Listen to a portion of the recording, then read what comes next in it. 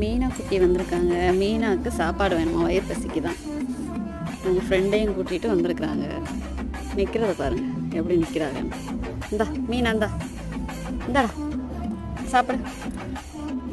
அது தக்காளி. இந்தா சாதம் எடுத்துக்கோ. சாப்பிடுங்க.